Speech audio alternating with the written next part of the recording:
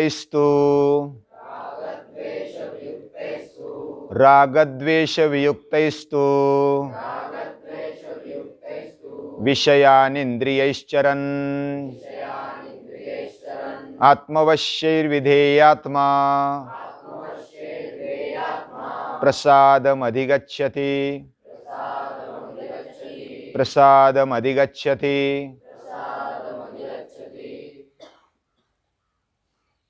ये गीता का श्लोक है और ये भी दूसरे अध्याय में से है।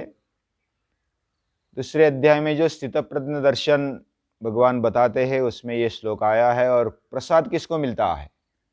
प्रसाद तो सभी को चाहिए होता है, लेकिन मिलता किसको है ये भगवान बताते हैं। और आज की कहानी में पंडु राजा कुंती माता को और माद्री को प्रसाद मिला है। तो वो कहानी बताते बताते इस श्लोक का अर्थ भी आपके समझ में आ जाएगा। थोड़ा बहुत जितना भी समझ में आए उसको जोड़ते रहना, तो हमारा भी अभ्यास होता है। हमारे जीवन के भी जो भी पहलू है, कृतियां है, उसके साथ भी जोड़ सकते हैं। तो हमारी कहानी आई थी कहाँ पर? पंडु राजा और उनकी दो पत्नियां कुंती और माद्री वो घूम रहे थे गंधमादन पर्वत, फिर हंसकूट शिखर और अलग अलग सरोवर और ऊंची नीची जमीन, उधर कंदमूल और फल खाकर वो जीवन बिताते थे और रहते थे जंगल में ही। ऐसा जीवन उनका चल रहा था। और पांडु राजा होते हुए भी वो ऋषियों की, मुनियों की और उधर जो सेवाव्रती थे, साधक थे, उनकी सेवा करते थे। और उनको भी ऐसा लगता था, उन्होंने किसी ने भाई माना, किसी ने सखा माना, अलग अलग नाते जोड़ दिया और एक दूसरे को सहकार्य करते हुए वो अपना जीवन जीने लगे। और जो भी उनके जीवन में कुछ दीक्षा या तो कुछ पाठ और कुछ साधनाएं वो चल रही थी। उस समय अमावस्या की तिथि थी और बड़े बड़े ऋषि महर्षि ब्रह्मा जी के दर्शन के लिए जा रहे थे, ऐसा पांडु राजा ने देखा। और बहुत सारे लोग जा रहे, ऋषि मुनि जा रहे हैं, बड़े साधक जा रहे हैं, ब्रह्मलोक जाने का विचार वो कर रहे हैं। ब्रह्मलोक यानी उधर जंगल में, वन में रहते हुए, तपोवन में रहते हुए अपने आप को शरीर रूप से मिटा देना और जाना ब्रह्मलोक या तो स्वर्ग में जाना, ऐसे जाने की तैयारी वो अमावस्या के दिन कर रहे थे। तो पंडु राजा को भी लगा अब मेरा जीवन भी वैसा ही है और अभी जो भी मुझे अंतिमता करना चाहिए वो समय अभी आ गया है। तो ऐसा सोचकर उस भीड़ में वो चले गए और उनको पूछा कि मुझे भी इस लोक में आना है, क्योंकि मुझे अभी कोई कर्तव्य नहीं रहा। और जो भी मेरा कर्तव्य था, हमारे ऋषियों ने और शास्त्रकारों ने एक बताया है कि 4 ऋण उसमें उरुन होना है। 4 ऋण जो हमारे जीवन में होते हैं उसमें उरुन होना है। उरुन यानी उस ऋण को चुकाने का प्रयास। तो पहला होता है पितृ ऋण, यानी पितरों ने हमारे लिए जो किया वो। दूसरा होता है देव ऋण, तीसरा होता है ऋषि ऋण और चौथा होता है मनुष्य ऋण। तो ये अलग अलग ऋण है और ऐसे ऋणों को चुकाने के लिए हमारा जीवन प्रयासरत होना चाहिए, ये हमारी संस्कृति ने कहा और ये कृतज्ञता है। तो यज्ञ से हम देवताओं का ऋण, देव ऋण को चुकाते हैं यज्ञ करते हुए। यज्ञ यानी साथ में रहना, संगति, उनसे मैत्री करना और उनमें देवत्व देखना। ऐसा जो कर सकता है वह यज्ञ करता है और वह देवों का ऋण चुकाने का प्रयास उसके द्वारा होता है। जो ऋषि ऋण है वो कैसे चुकाते हैं?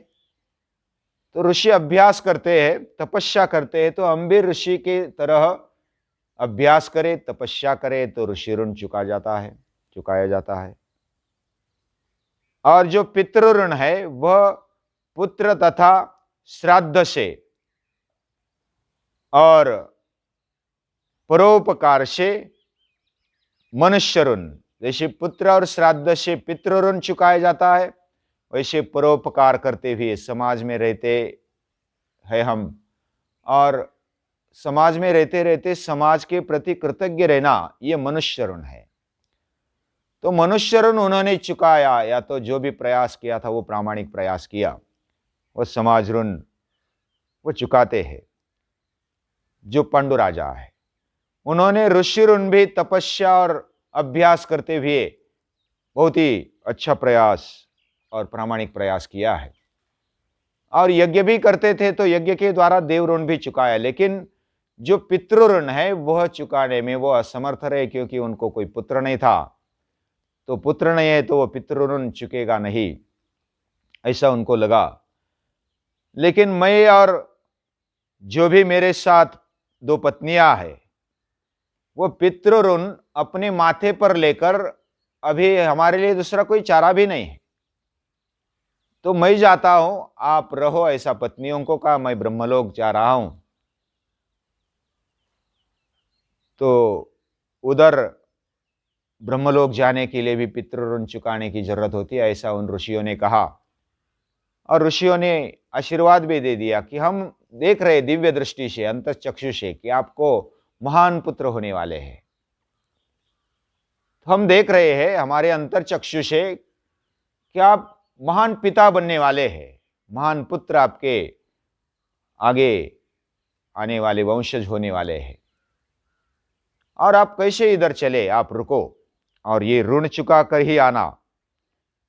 तो उनको आश्चर्य लगा कि अभी तो मुझे शाप मिला है किंदम ऋषि से कि मैं जब पत्नी से सहवास करूंगा तो मेरी मृत्यु होगी, स्पर्श करूंगा तो मृत्यु होगी, ऐसा उनको शाप मिला था। तो वो बड़े अपने आप को अस्वस्थ महसूस करने लगे कि क्या करना है।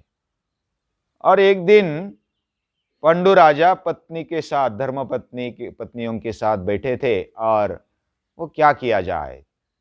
तो कुंती माता ने फिर कहा कि अभी ये प्रसंग है, ये योग्य प्रसंग है, तो मैं अपना जो वरदान है उसके बारे में बताओ। तो उन्होंने वो वृत्तांत बताया कि जब मैं घर पे थी, युवा बन गई थी, युवती बन गई थी, तब जो ऋषि है, कौन से ऋषि, हाँ, दुर्वासा ऋषि की मैंने सेवा की, बहुत ही लगन से सेवा की। उन्होंने मुझे वरदान दिया, और वो वरदान ऐसा दिया है कि आप ये मंत्र दिया, और ये मंत्र का पाठ करते हुए जो भी देव देवताओं की आप स्मरण करेंगी, वह देव देवता आपके सामने आ जाएंगे और आपको पुत्र दे देंगे, और वो दिव्य पुत्र देंगे। तो कुंती माता ने ये बता दिया कि ऐसा ऐसा है, और वो मंत्र की शक्ति मेरे पास दुर्वास ऋषि के आशीर्वाद के कारण मुझे मिली है। तो फिर पांडु राजा बोलते हैं कि बहुत ही धन्यवाद है दुर्वासा ऋषि का, और मेरे जीवन को कृतकृत्य करने के लिए मैं उनका आभार प्रदर्शित करता हूँ। और जल्दी अभी आह्वान करो। किसको आह्वान करो? जो धर्मराज है, यमराज, वो धर्मराज है, वो मृत्यु का आह्वान करो। वो यमलोक में रहने वाले यमराज का आह्वान करो, वो धर्म में श्रेष्ठ है, और ऐसे का आह्वान करते हुए उनसे एक पुत्र प्राप्ति कर लो। तो वो फिर वो मंत्र बोलती है, तब तक वो पंडु राजा भी तपस्या में, साधना में गड़े रहते हैं, उनका ही ध्यान करते हैं, और धर्मराज हाजिर होते हैं, और वो प्रसन्न होकर के बोलते हैं कि क्या चाहिए तुझे। तो वो भी प्रसन्न होकर मुस्कुराकर बोलते हैं कि मुझे आप जैसा पुत्र चाहिए। तो समय जाते उनको गर्व रहता है, और जन्म होता है युधिष्ठिर का। युधिष्ठिर उनके नाम में ही, धर्मराज है एक नाम और दूसरा नाम है युधिष्ठिर।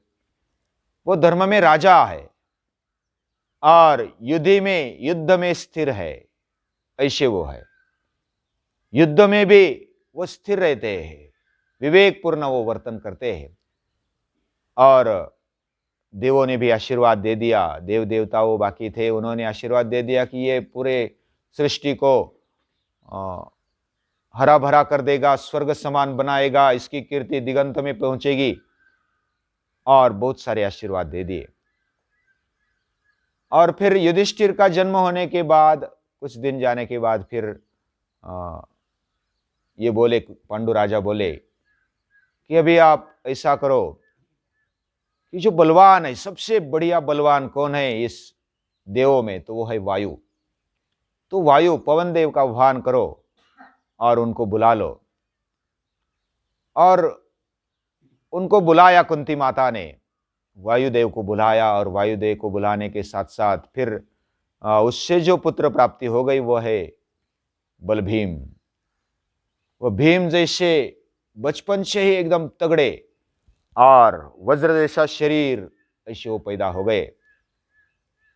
और कुंती माता को भी बड़ा आनंद हुआ कि भीम जैसा बेटा मुझे मिला, और वो गोद में लेकर के उसको खिला रही थी, खेल रही थी उसके साथ।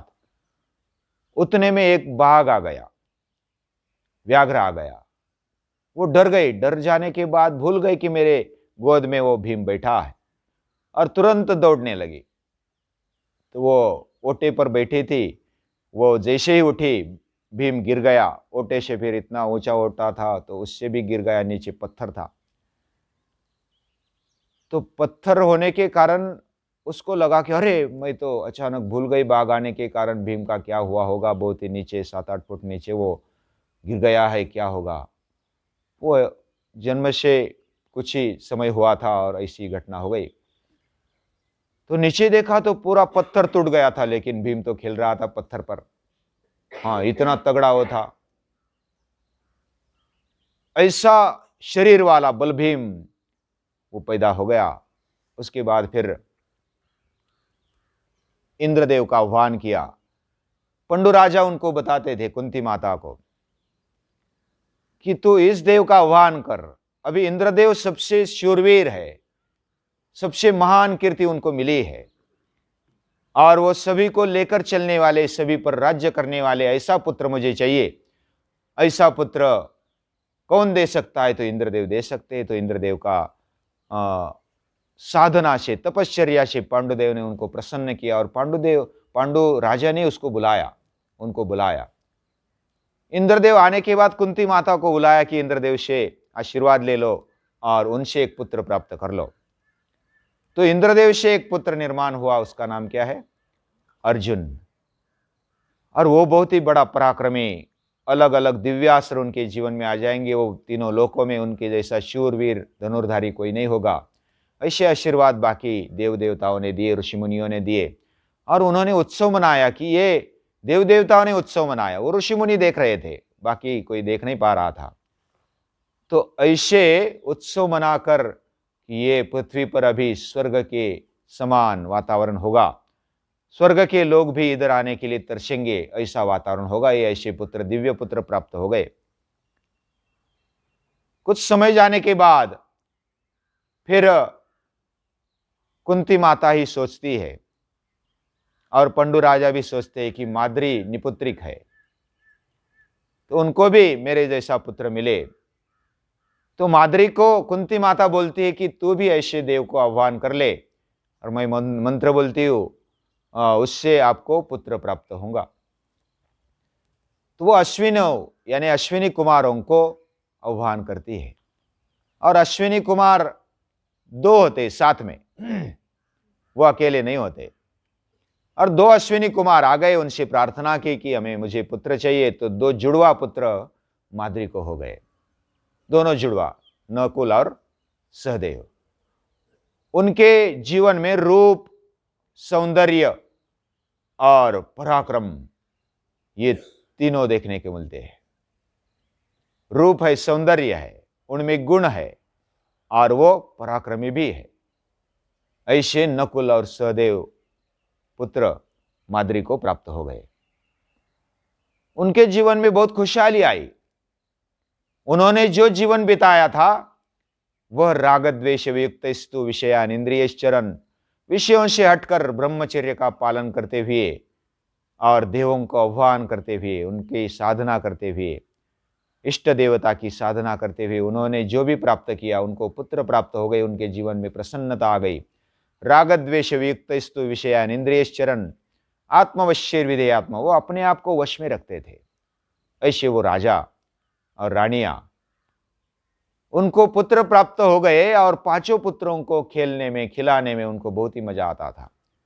वो जंगल में रहते और पशु पक्षियों पंछियों के साथ खेलते, वो पर्वत पर चढ़ जाते, नीचे उतर उतर जाते और नदी में तैरते, अलग अलग उनका जो जीवन है जंगलों में, वो इधर उधर विहरते, तो बड़ी प्रसन्नता से रहने लगे। तो ऐसा जब चल रहा था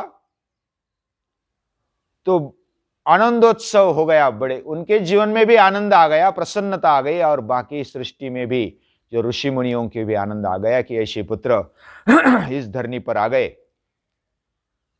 तो इस प्रकार चल रहा था और कुंती माता उन बच्चों को खेल खिला रही थी, और माद्री को ऐसा लगा कि मैं अभी स्नान नहीं किया हूं, बहुत देर हो गई, तो मैं स्नान करने के लिए जाती हूँ, और एक सरोवर में चली गई। और उधर बहुत ही वसंत ऋतु चल रहा था, वातावरण बहुत ही प्रसन्न था, वो जल विहार करने के लिए गई, ऐसा कहानी है। और उधर फिर इधर कुंती माता अपने बेटों को, पांचों पुत्रों को खिला रही है उनके साथ और खेल रही है। और उधर माद्री स्नान करने के लिए जाती है, और उधर पंडु राजा भी उधर घूमने के लिए गए, और अचानक उनको देखा, माद्री को देखा, तो उनके मन में कामना उत्पन्न हो गई, यानी काम वासना उत्पन्न हो गई, और वो भान उनका हर अस्वस्थ हो गए, वो भूल गए मुझे क्या शाप है, क्या कैसा है। और उसी अवस्था में उन्होंने अपनी पत्नी को आलिंगन दे दिया, और जो होना था सो हो गया, फिर वो मृत्यु को प्राप्त हो गए। माद्री नहीं नहीं बोल रही थी कि आपको शाप है, आप मत आओ मेरे पास। तो ऐसी स्थिति में उन्होंने सुना नहीं, वो लिपट गए और मृत्यु को प्राप्त हो गए। जो किंदम ऋषि का शाप था वो सही निकला। तो माद्री को लगा कि मेरे कारण ये मेरे पति अभी मृत्यु को प्राप्त हो गए, उनको बहुत दुख हुआ, और वो कुंती माता को बताया कि ऐसे ऐसे हो गया, और वो बहुत रोने लगी कि क्या किया जाए।